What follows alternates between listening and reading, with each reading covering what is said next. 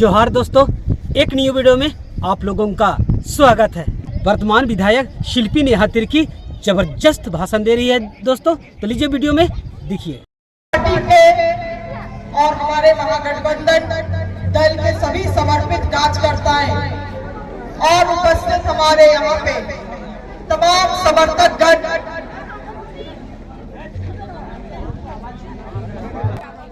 धन्यवाद करते हैं कि आप लोग हमारे इस विजय जुलूस में आज के दिन शामिल हुए। और केवल ना आज के दिन, मगर प्रत्येक दिन आप लोगों का सहयोग, आप लोगों का समर्थन बना रहा।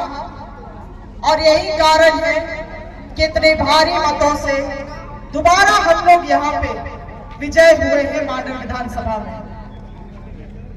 आप लोगों ने खास करके जो समर्पित कार्यकर्ता रहे हैं, आप लोग मेरे से ज्यादा चुनाव को देखे हैं, चुनाव के में भागीदारी हुए हैं। मुझे लगता है ये चीज आपको भी अनुभव होता होगा कि ये पिछले 25-20 साल का सबसे कठिन चुनाव में से एक चुनाव था।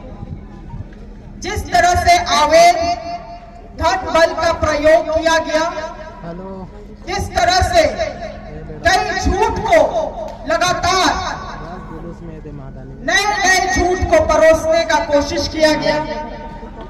लगातार हमारे कार्यकर्ताओं को पहले ऐसा कभी नहीं हुआ था, मगर हमारे समर्पित कार्यकर्ताओं को धमकी दी गई, उनको पाला बदलने का उनको लुभाव दिया गया। मगर हमारे कार्यकर्ता जो हमारे समर्पित रूप से परिवार के तरह है, वो अडिग इस तूफान में भी हम लोगों के साथ इस विचारधारा में, इस लड़ाई में खड़े रहे। और आज यही कारण है कि इतने भारी मतों से यहाँ पे कांग्रेस पार्टी हम लोग दोबारा विजय हुए। यहाँ पे मुझे व्यक्तिगत रूप से एक बात आज आप लोगों के बीच में रखना चाहता हूँ। मैं जब 2022 में उपचुनाव जीत के आई थी, तो मुझे लगता था कि राजनीति में हमेशा पढ़े लिखे शिक्षित लोगों का आना जरूरी है। तो बहुत लोग जो जाति धर्म के नाम पे भी कटते हैं, बटते हैं, वैसे लोग इस बात को स्वीकारेंगे कि हम लोगों के बीच में अब एक पढ़ी लिखी शिक्षित विधायक है।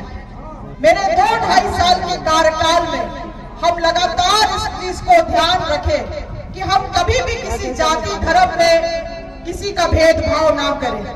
हम लगातार इस बात का ध्यान रखें कि हम अपने आप को किसी धर्म विशेष का ना होने दें। और यही कारण है कि हम सभी जाति धर्म को स्वीकारते हुए, हम सभी को मानते हुए, सभी को सम्मान देते हुए आगे बढ़े, ये सोचते हुए कि शिक्षा और ज्ञान किसी भी धर्म से ऊपर होता है, कर्म, मेरा काम किसी भी धर्म से ऊपर होता है। मगर अफसोस, जिस तरह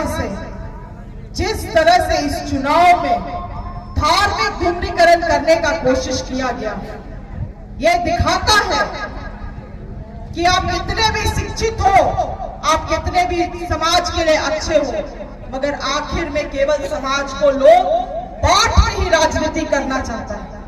मगर माडर विधानसभा में इसका उदाहरण बना, जो लोग बांटने का कोशिश किए, उन लोगों को ही छुट्टी कर दिया गया, उन्हीं लोगों को वापस कर दिया गया। इसी महादानी मैदान में, इसी मंच पे खड़ा होके बहुत आसाम का एक दिग्गज नेता है, आके यहाँ खूब गरियाया, खूब गंदा बात बोला, खूब भला बुरा कहके लोगों को दिग्भ्रमित करने का काम किया। मगर आज क्या हुआ नतीजा? क्या हुआ नतीजा ऐसे लोगों का? और आने वाले समय में भी ऐसे लोग जो समाज को बांटने का काम करेंगे, समाज में उन लोगों के लिए कोई जगह नहीं। क्योंकि हम लोग 365 दिन जो सेवा का भावना से जनता का सेवा करते हैं, वही कारण है कि आज हम आप लोगों के सामने यहाँ खड़े हैं। केवल वही एक कारण है। इसीलिए ये सेवा का काम आगे भी जारी रहेगा। हमारे छोटे छोटे हम लोगों के यहाँ पे बच्चे लोग हैं, शिक्षा को और दुरुस्त करने का हम लोगों का प्रयास रहेगा। 5 साल शिक्षा में हम लोग पूरा ध्यान देंगे। चाहे वो उच्च शिक्षा हो या प्राथमिकी शिक्षा हो, अधिक से अधिक बच्चों को शिक्षा दिया जाए, अच्छा शिक्षा दिया जाए, उनके जो भी उनको आवश्यकता है पढ़ाई करने के लिए उन सभी चीजों की पूर्ति हो, उसमें खास ध्यान दिया जाएगा। क्योंकि इस अज्ञानता के बीच में, इस धार्मिक धूम्रीकरण के बीच में एक चीज हम जरूर देखें, हमारे युवा जो आज के दिन में पढ़ लिख गए हैं, जो समझते हैं कि शिक्षा और ज्ञान से ही दुनिया देश आगे बढ़ सकता है, वो लोग ने इस बात पर भरोसा किया कि जो शिक्षित विधायक हैं, जो पढ़े लिखे लोग हैं, उनको मौका देना चाहिए। इसलिए शिक्षा में विशेष रूप से हमारा प्राथमिकता रहेगा।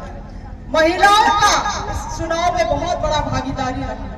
बहुत सारे महिलाओं ने इस बात पे विश्वास किया कि 18 साल में जो सरकार ने हम लोगों का कुछ नहीं किया, पहली बार हेमंत सरकार ने हम लोगों को सम्मान देने का काम किया। कुछ उनके परिवार के लोग भले इधर उधर हो गए, मगर महिलाओं ने अडिग रूप से कह दिया कि हम लोग हेमंत सरकार के साथ हैं, महागठबंधन सरकार के साथ है, और इसीलिए महिलाओं को स्वरोजगार से जोड़ने में हम लोगों का एक अथक प्रयास रहेगा। क्योंकि महिलाएं जब आगे समाज में बढ़ेंगी तो वो परिवार अपने आप आगे बढ़ेगा। हमारा कृषि बहुल क्षेत्र होता है और यहाँ पे खेती बाड़ी से लोग अधिकतर अपना जीवन यापन करते हैं। किसानों को कैसे सिंचाई की सुविधा दिया जाए और भी क्या सुविधा उनको उपलब्ध कराया जा सके, ताकि खेती बाड़ी से ही हम लोगों का जल जंगल जमीन भी बचे और हमारा समाज भी आगे बढ़े, इसके लिए भी हम लोगों का प्रयास रहेगा। इसके अलावा 5 साल है, हम लोग विकास में निश्चित रूप से जो 2 साल में हम लोग जितना विकास किए और उससे अधिक काम करने का हम लोग प्रयास करेंगे। मगर विकास एक नियंत्रण प्रक्रिया होता है और आप लोगों को भी ये समझना होगा कि आप हमें विधायक चुने हैं तो राज चलाने के लिए और मांडल विधानसभा चलाने के लिए।